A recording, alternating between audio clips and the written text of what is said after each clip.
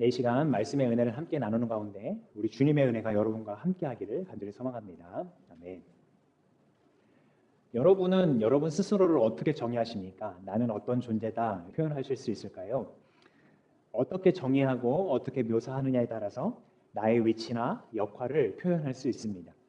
쉬운 예로 만약 제가 저를 다른 사람들한테 소개할 때 저는 작은 교회 목사입니다 이렇게 얘기하면 딱히 어떤 방향이나 역할을 알기 쉽지 않고 그저 작다는 상태만 소극적으로 표현하는 것에 그치고 맙니다.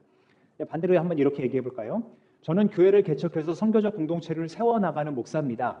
이렇게 표현하면 사실 과장은 없어요. 개척한 것도 맞고 선교적 공동체를 세워나가는 것도 맞아요. 제 역할이 훨씬 분명해지죠. 제가 어떤 방향으로 나아가고 있는지 말해줍니다. 이런 정체성에 대한 긍정적인 정의 또 표현은 특히 집단에게는 더욱 중요한데요. 왜냐하면 이제 집단이라는 건 각자의 생각과 의견을 가진 사람들이 모여 있고 그 사람들이 하나의 공통된 목표를 가지고 나아가야 하기 때문에 긍정적인 표현과 묘사는 아주 중요해요. 조금 옛날 이야기입니다만 모범적인 사례를 하나 들어드릴게요. 기원전 63년에 로마에서 반란이 일어납니다.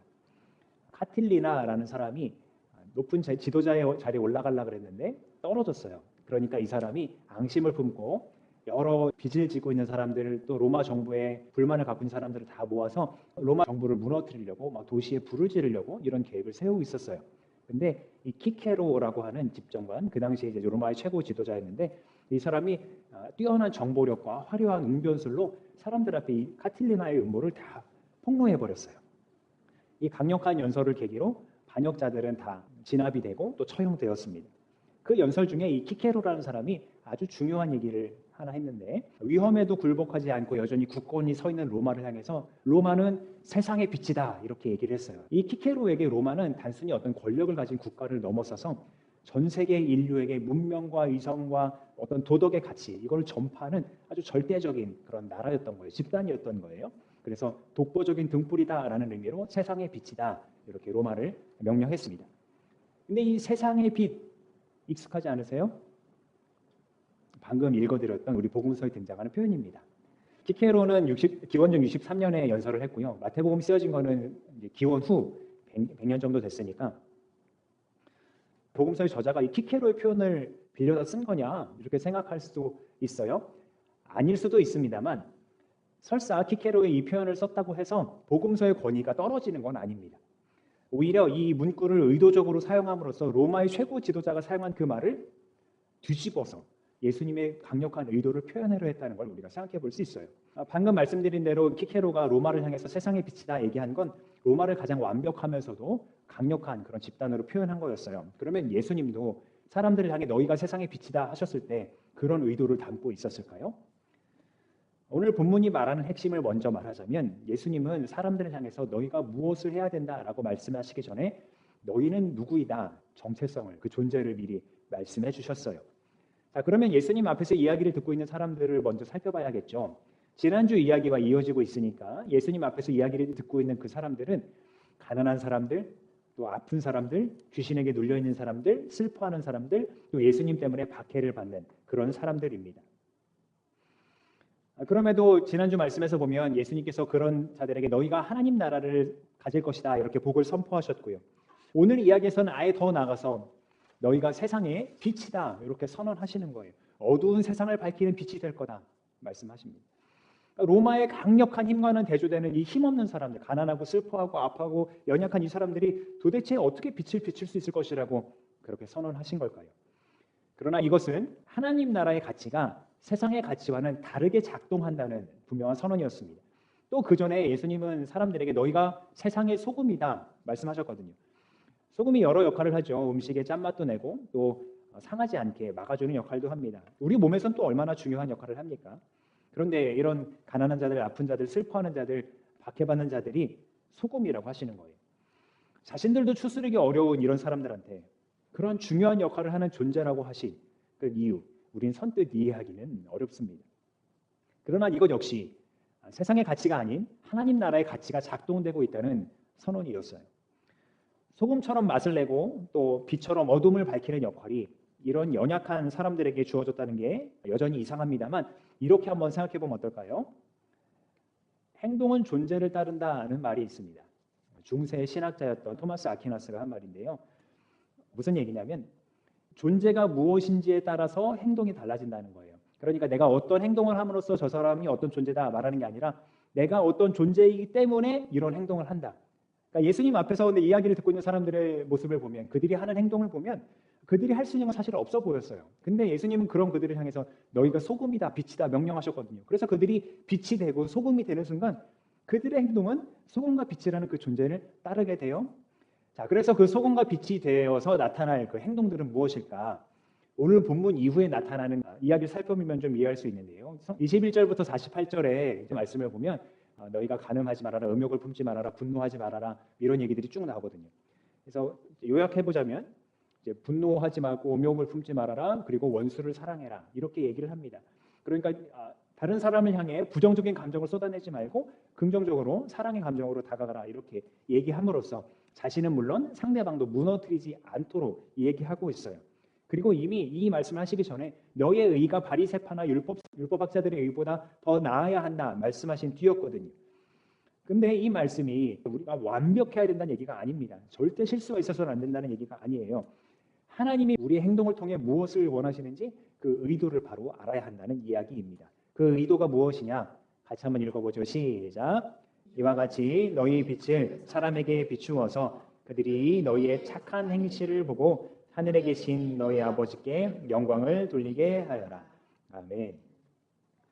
그러니까 우리 인생의 목표가 착하게 행동하는 착한 사람이 되는 것이 아니라 소금과 빛이라는 존재로서 그 소금과 빛다운 착한 행실을 하는 것이라는 거예요. 그래서 주님을 모르던 자들, 또 어둠에 있던 자들, 세상의 가치대로 살아가는 자들에게 영향을 끼쳐서 그들이 우리를 통해 주님을 알게 되고 주님의 뜻을 알게 되고 또 주님을 향해 삶을 돌이키게 되고 주님께 나아오게 되고 그로 인해 하나님께 영광을 돌리게 하는 것이 우리의 삶의 목표자 방향이 된다는 거예요. 그럼에도 우리에게 여전히 의문은 남습니다. 아무리 너희가 세상의 소금이다, 너희가 세상의 빛이다 이렇게 불러주신다 하더라도 당장 먹고 살 것이 없고 일어설 힘이 없고 내가 아픈데 내가 무슨 영향력을 그렇게 끼칠 수 있을까요? 그런데 바로 그 지점이 놀라운 역설을 품고 있어요.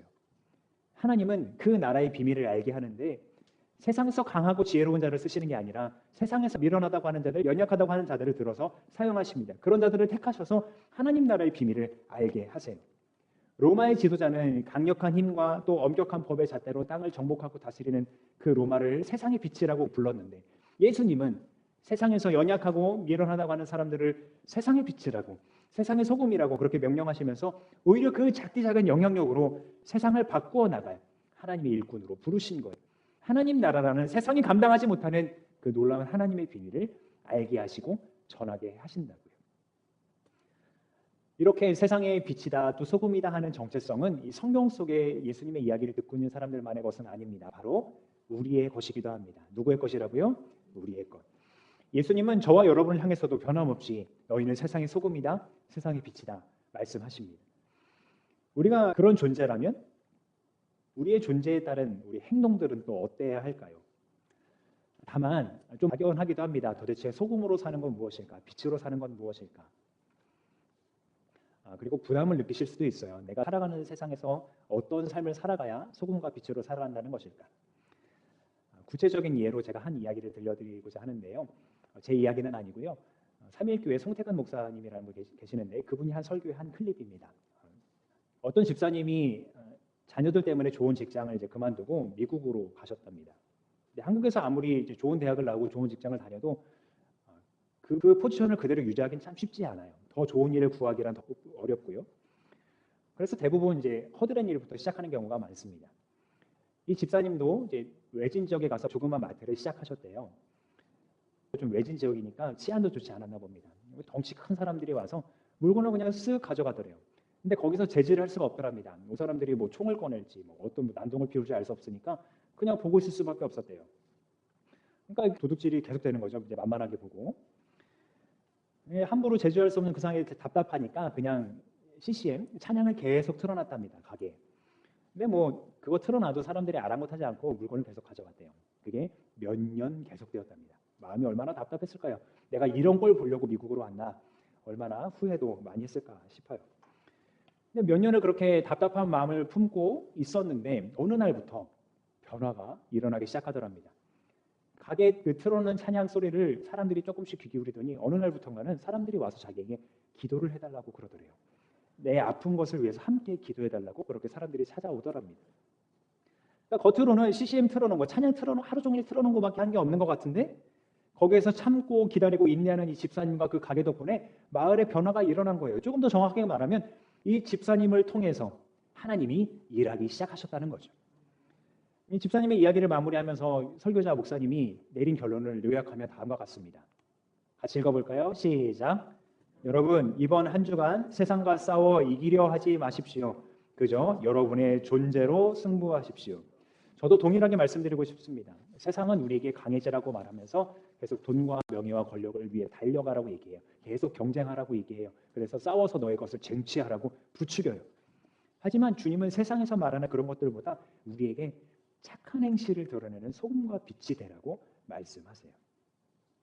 때로는 또 매우 자주 한없이 작고 연약한 그런 발걸음이겠지만 주님께서 나를 세상의 소금과 빛으로 부르셨다는 그 확실한 정체성, 그것을 가지고 나의 자리에서 믿음을 지킨다면 방금 말씀드린 그 예화에서처럼 세상은, 내 주변은 나를 알게 된다는 거예요. 내가 소금과 빛이라는 걸. 그리고 나를 통해 누구를 알게 될까요? 주님을 알게 된다는 거예요. 그러니까 내가 소금과 빛으로 산다는 게 내가 뭐 힘이 있어서 내가 대단한 영향력을 가지고 있어서가 아닌 거예요. 우리 안에 빛으로 역사하시는 예수님 때문에 우리가 빛일 수 있는 거고요. 어제나 오늘이나 영원토록 변함없으신 예수님이 우리 안에 계시기 때문에 우리가 소금이 될 수 있는 거예요. 그래서 우리를 소금과 빛으로 부르신 그 주님께서 우리 안에서 그 빛을 비추실 때 한없이 연약하고 미련한 우리지만 우리를 통해서 하나님의 구원의 역사가 이루어져 가는 겁니다. 그렇게 소금과 빛으로 착한 행실로 사람들로 하여금 하나님께 영광 돌리게 하는 귀한 여러분의 삶이 되기를 간절히 소망합니다.